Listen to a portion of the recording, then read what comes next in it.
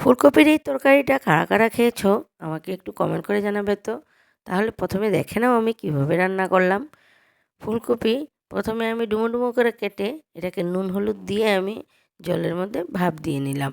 তারপর 1 বাটি পরিমাণ, মানে মনে করো 2 মুঠ চাল হবে, কালি জিরে চাল, এটা আমি ড্রাই রোস্ট করে নিলাম। আর এদিকে কড়াইতে গোটা গরম মশলা আর সাদা জিরে ফোড়ন দিয়ে আমি এবার ফুলকপিটাকে জল ঝরিয়ে এটা ভেজে নেব হলুদ নুন দিয়ে। একটু সময় ভাজতে হবে যাতে ফুলকপিটা একটু নরম হয়ে যায়। সবসময় তো আর তেল মশলা দিয়ে তরকারি তেমনভাবে খেতে ভালো লাগে না, তাই মাঝে সাঝে সবজি টবজিও খেতে হবে, আর যেহেতু সিজন তাহলে তো খেতেই হবে।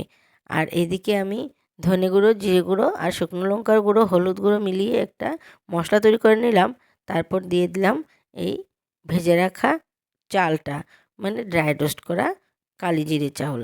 আর তার সাথে আমি একটু ফুলকপির আলুর সাথে এটা মশলা আর চাউলের সাথে একটু কষিয়ে নেব।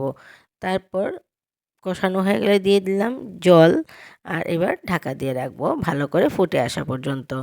আর দিয়ে দেবো সবার শেষে চিনি আর ঘি। খুবই ভালো হয় খেতে, একবার বানিয়ে খেয়ে দেখো।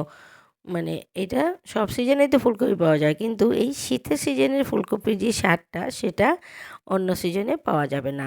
তাই আর এইভাবে একবার রান্না করে খেয়ে দেখো, খুবই ভালো লাগবে। আর তোমরা কারা কারা খেয়েছো আমাকে একটু কমেন্ট করে জানিও। চাইলে তোমরা আর একটু তেল বা মশলা বেশি করে দিতে পারো, আমি একটু কম করেই দিয়ে রান্না বান্না করলাম।